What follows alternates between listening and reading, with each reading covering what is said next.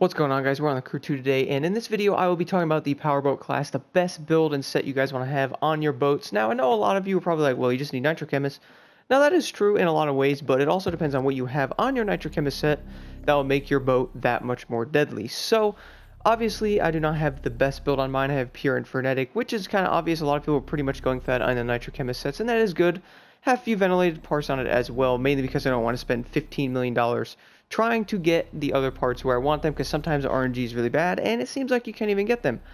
But what you guys do want to go for is obviously Pure and Frenetic, but there's another part on these that are really good, and that is Extra Pump. The reason for that is it gives you extra nitrous refill speed over time, which is actually extremely helpful, and I have noticed that doing a lot of the races, especially in the escapes, which, let's be honest, boats seem to show up in almost, well, every summit we do now, so at least you're going to need a boat and something on most of the summits, so having a good build on the boat would be a really good idea. Alright guys, arriving into a quick race here with the Powerboat just to show this. Now, I am running the Nitro Chemist set that you guys just saw on my boat here. This is the Uber Dam race that, well, I've seen in a lot more summits than I think it should be in, but it is a good race and nonetheless a fun one. So obviously I am using the 1414 Demon here, which those of you who are wondering, this is probably the best boat in the game. There might be other ones that are better, but for races, this boat, you will notice that a lot of YouTubers and other people use this boat for escapes and races, mainly because of its speed and, well, turning and everything is pretty much amazing on it. So, Nitro Chems, you guys will notice that my nitrous doesn't go down fast. You know from the other videos that I've posted that it is double the time on the nitrous there. So it's insanely helpful. Now, when doing these races, obviously you guys don't want to hold the nitrous down the whole time. You just want to maintain your said speed when doing that. And fun fact, you do go a little faster when aiming down at your analog stick there. Anyway, using the nitrous, guys, you will notice if you hold it down, you'll just pretty much go through your nitrous there, and you're pretty much going to be out before you know it. But if you keep tapping it to keep your speed up, you won't go down it as quickly, and using the boats, you'll notice that happens way more often than you actually might think. So it is kind of annoying, but that is a good thing to learn, especially doing these summits. There's a lot of missions in the summits that seem to pop up with boats, so it is good to get used to them. I only use Nitro Chemist on this boat. I never really use Score Breaker, but I'll get into Score Breaker right in a second with the boats. Just a quick little overview on that to help out as well. Alright guys, arriving into the boat that I use for Score Breaker, and also why you want this set so badly for the summit.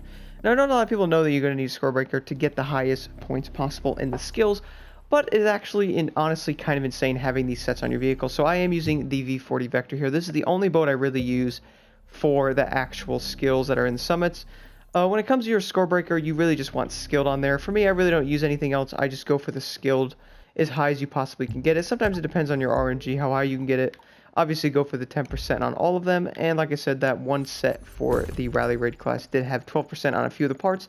But I'm going to do a quick little skill right now, a Slalom for that matter, on why you want this and how much points you actually increase and how important this set really is, especially if you're doing the summits. Alright guys, arriving at the skill, so you know I do have the Score Breaker set on here with a 75% increase, and this is the Lake Mead one, pretty much where I just was for the race. And just check this out and you'll see how many points you actually get with Score Breaker. This is why so many people do so good on the summits, because of this reason. You'll see how fast it actually increases here. I usually actually use this on the hood view as well, a little easier for me to drive it. Anyway, you'll see how fast your score actually increases, and I will actually do a quick race as well without Score Breaker, and you will see the difference here on how important this actually is, especially when competing in these summits. So you guys will see how fast the points increase there when you have Score Breaker. It's actually kind of insane. The reason why so many people get such high scores on the summits and why you normally can't catch up to them is because of this reason, because they are running these Score Breaker sets on their boats, which is insanely useful. So you just finished it right like that. You got almost 29,520 points. Now when I do it right now, without Score Breaker, you will see a big difference. Alright guys, arriving outside now without the Score Breaker set, I'm going to show you how many points you'll get without it. And I think I did want to mention though is, if you are not running the Score Breaker set, you could still have the skilled affixes stat on other parts, which would help you get a higher score.